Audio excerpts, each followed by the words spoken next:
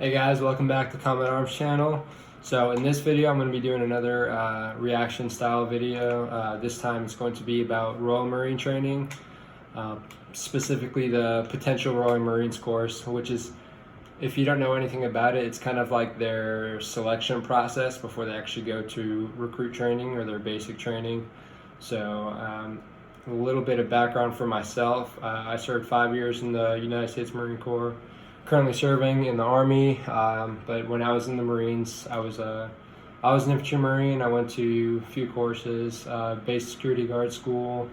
I went to Hearst Master School, which is like rappelling and fast roping, and then I also went to CQB school. And when I was at CQB school, we actually had a Royal Marine going through the course with us, and he actually ended up promoting me to corporal, which is pretty cool. It was a pretty cool opportunity. And yeah, he was really squared away. I have a little bit of background on the Royal Marines in general, just working with them, working with that Royal Marine and CQB school, as well as on deployment. We did some training with them, so I can say for sure that they're very squared away. They're very serious, they're very professional, they're well trained. So I have to say kudos to them, because honestly their training is really tough, as far as like physically and mentally demanding, as well as they sort of implement team building a little bit more than the U.S. Marine Corps. And I think it definitely shows, because every time I've worked with them, they've been, in really good shape. They really take their job seriously. It seems like in the U.S. Marine Corps, it's a little bit more of like temporary for some people, like a temporary job. But I mean, you can't really tell so much in Royal Marine Commandos. I mean, they're very professional. So we're gonna watch this video, sort of see a little insight as to what this potential Royal Marines course actually consists of. But I think it's 4 days total, and yeah, it's kind of like their selection process. So let's get into it. Should be cool.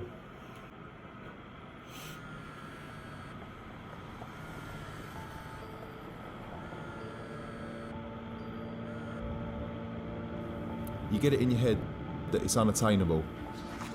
The adverts used to say 99.9% need not apply. That's not true. Becoming a Royal Marines Commando is tough, but not impossible. The PRMC, or Potential Royal Marines course, is one of the first steps towards earning a Green Beret. Keep your training simple. So I think it's really cool how they show up in suits. I don't know why I think that's cool, but I mean, it kind of just goes to their professionalism. It seems like most of the people trying out for this, I'm not entirely sure the age requirement for going to this course, but they definitely seem more mature and just a little bit older and more professional in general than some of the recruits you see going into Marine Corps boot camp. I mean, and that's no fault of the Marine Corps. I mean, they want a lot of people, as many people as they can get, and when you're young, you can do a lot more. So it's understandable. But I think in general, just having older people and having that maturity definitely goes a long way with just getting into the mindset of like, this is what I'm focusing on. This is what I really want to do. So I think that definitely shows as far as making the difference. Also, a fun fact, they're talking about the Green Beret. When I was at CQB school, the Royal Marine that we were training with, he actually gave me his one of his berets, which I thought was really, really special. I guess he said he was impressed by just my maturity and just my ability to shoot. So, I mean, it was really cool. It's cool to see what kind of stuff Royal Marines actually respect themselves, being such a squared away fighting force and a squared away unit. It's cool to see, hey, this person shoots really well, this person's in really good shape. So it kind of goes to show what they value as far as what other militaries, other units are capable of, as far as relating to them and relating to what they go through during their training. So I mean, I thought it was pretty special. I saw that beret. Definitely the coolest thing I've received from someone else in a different military. And I've traded a lot with other people, but definitely the coolest by far. Focus on the tests. focus on the bodyweight exercises and cardiovascular fitness. Put in the time before you arrive. Condition your body for long sessions of physical testing. It's not something you can take on half-heartedly. Those who do fall by the wayside. The journey there is nerve-wracking, to say the least. You are well and truly stepping out of your comfort zone.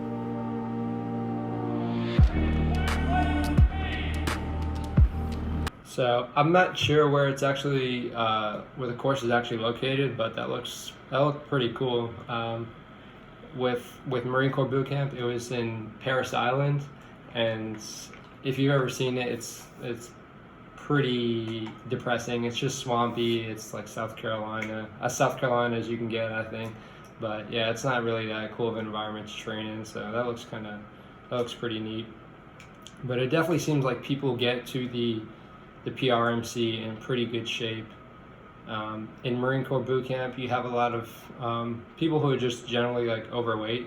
Not a lot. I'd say maybe like 30%, 25%, and just mildly overweight. I mean, the training beforehand does a decent job of trying to cut some of that down, but a lot of times people are like, okay, you're going to lose like 20 pounds, 30 pounds when you get to boot camp, so just expect that. So I think it's interesting how they have the mindset of really getting into like better shape than they need to before actually going to the training. And I'm not sure if it's true for everyone, but it's definitely a good mindset to be in, especially trying to be successful and taking it seriously. It definitely goes a long way if you're self-motivated to do that kind of stuff. In the gym, VO2 max or bleep test is what catches a lot of people out. You should be aiming for level 13. Give it everything.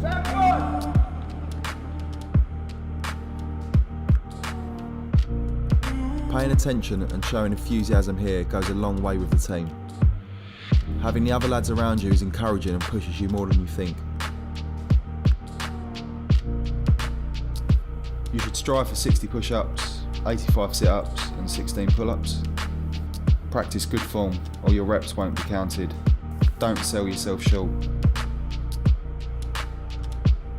So as far as that, what they were doing right there, the VO2 max, the bleep test, we don't do that in the military too much. You do it a little bit in the Army, but it's not part of like the actual fitness test. But I did do that in high school, and it was never fun. It's pretty miserable to do.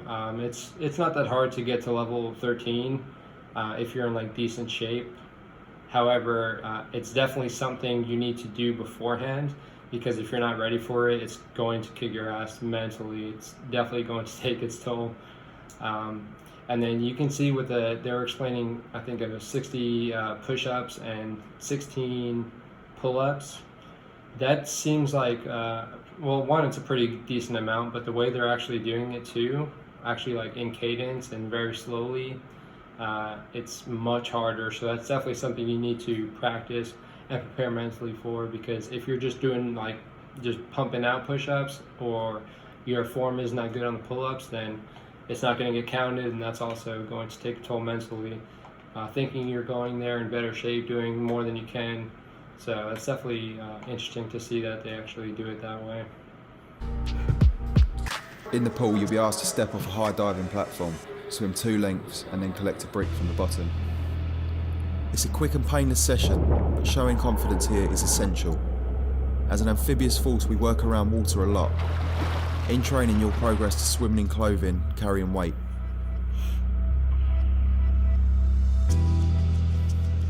The 3-mile run starts off.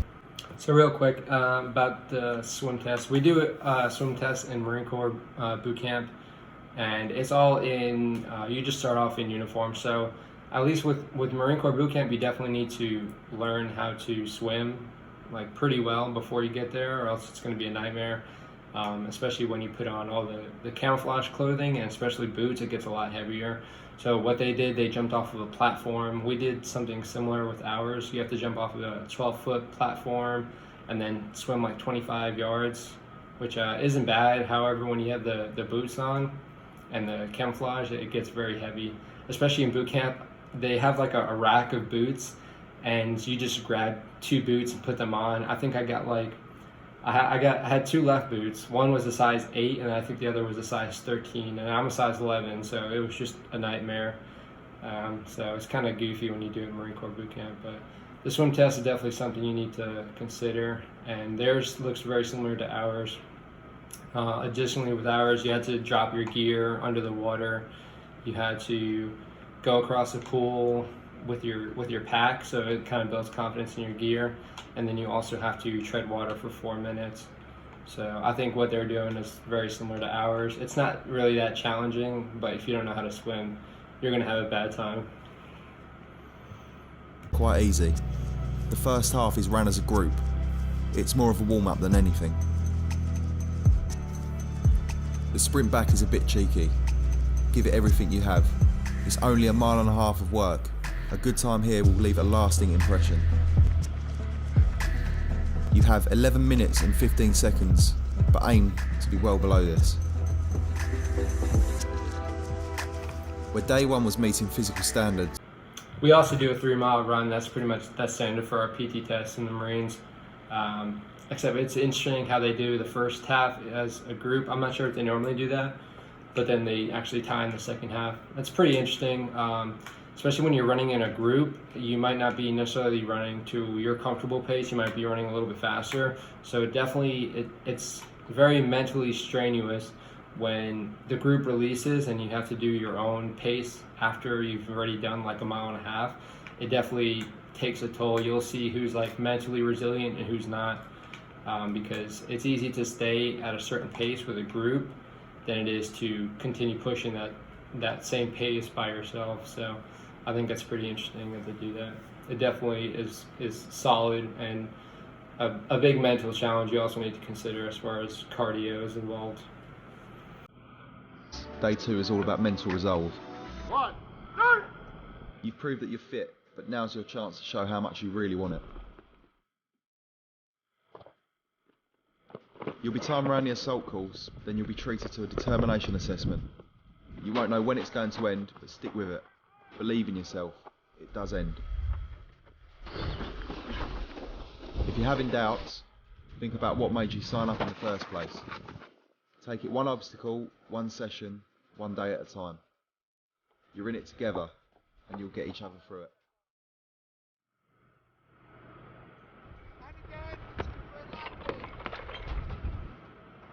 The bottom field and endurance course are the foundation of our battle fitness. It is specifically tailored to the type of physical training required to operate on a battlefield. Stop pointing the effort in now! Stop working hard!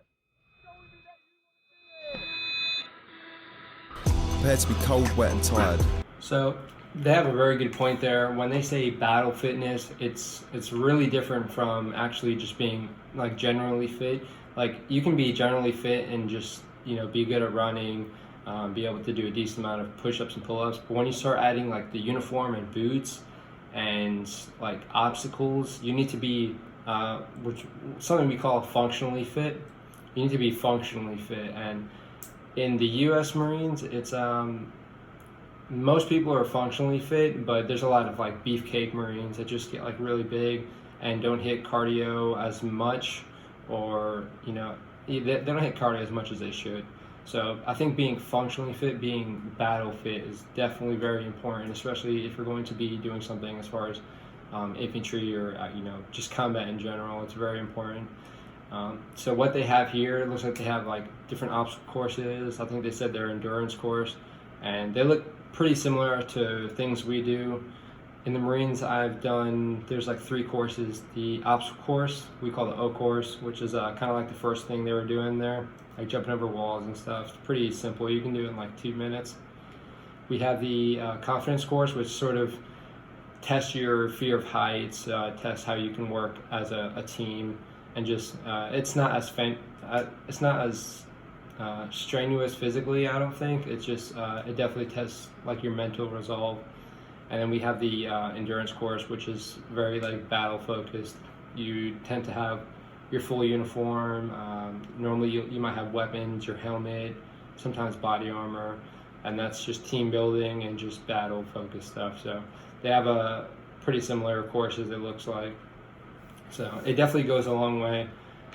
If you really focus on doing things like that as opposed to just running or just lifting, your unit will be much better off, and it definitely shows as to, you know, how ready you really are for combat physically, doing courses like that. So it's a pretty standard thing for military, but they're definitely hitting it harder than a lot of militaries do, and it shows for their physical fitness and their resiliency in general.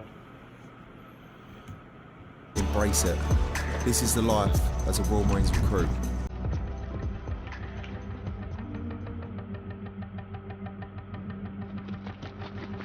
You'll be led across 2 miles of hilly, boggy ground, through muddy water and tight tunnels, regularly stopping to be tested and pitted against one another by the instructors. You will then be taken through Peter's Pool and acquainted with the infamous sheep dip. It's not as bad as it looks. Just take a deep breath and crack on. 3, 2, 1.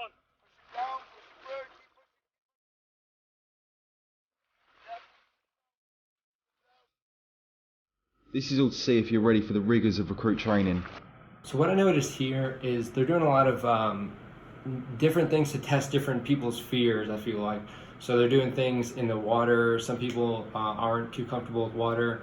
They're doing some things with heights, social things, you know, just team building and physical stuff in general. And then just and them getting in like the muddy water. There's a lot of people who get really mentally defeated whenever they're like really soaking wet, they're like really muddy. And I think it's really interesting how they're combining all these things at once to sort of test everyone's resiliency in general, see how, you know, what they need to improve on as far as team building skills, physical fitness in general, comfort in the water. So I think it's very interesting, and that definitely goes to show like how mentally fit they can be as well. Testing the resiliency of different things like that is definitely going to go a long way.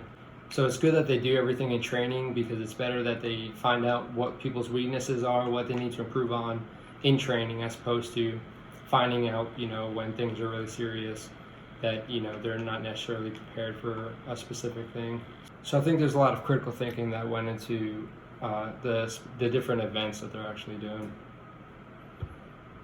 And see if you have the right mindset to get through it. This is your chance to prove yourself.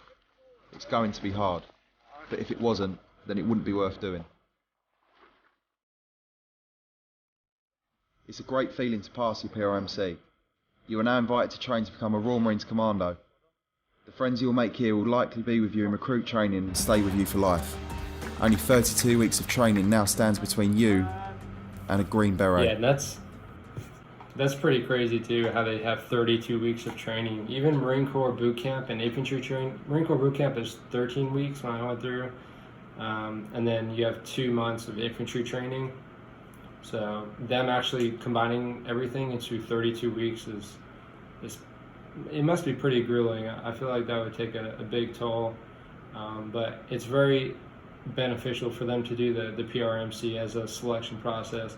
In the military, if there's a selection process, the turnout is so much better. Units are definitely more cohesive, more resilient, more prepared for things in general whenever they have that selection process. Because going through a selection process means like, hey, I'm really committed to this now. Like, I've already shown myself, I know I can do this. So things are gonna get tough, things are gonna get, you know, potentially a lot harder, but making it through the selection process itself is a big motivator, as opposed to just throwing someone into something that they're not, you know, potentially ready for. So the selection process in general is a very good idea. I think a lot of just general military should adopt that. Even the U.S. Marine Corps, if they had like their own selection process before actual boot camp, it would definitely pay off dividends. So I didn't even know the PRMC existed until I think like a month ago. And I mean, it's no wonder that all the Royal Marines, all the Royal Marine commandos that I've trained with are squared away, and you know, just in general more cohesive as a unit. I'm not really going to talk poorly on the U.S. Marine Corps. I think they have a lot of good things going on, but I think everyone could definitely benefit from having a selection process really building that teamwork and testing everyone's fears and resiliency in a bunch of different fields, because it definitely pays off. So yeah, I mean, the Royal Marine Commandos, kudos, man. I mean, you guys are awesome. I can't say anything bad. I haven't had any poor experiences working with Royal Marine Commandos. But yeah, guys, I hope you enjoyed the video. It was definitely fun to get a little insight into the PRMC and Royal Marine training in general. But if there's anything else you guys want me to react to as far as other militaries, specifically maybe like if you find a good video with the Royal Marines, like maybe with their 32-week training, yeah, I'll definitely check it out. Or any other militaries as far as CQB units or just general infantry, because I've done infantry, CQB, recon. So I have a little bit of experience in everything infantry except for like mechanized stuff.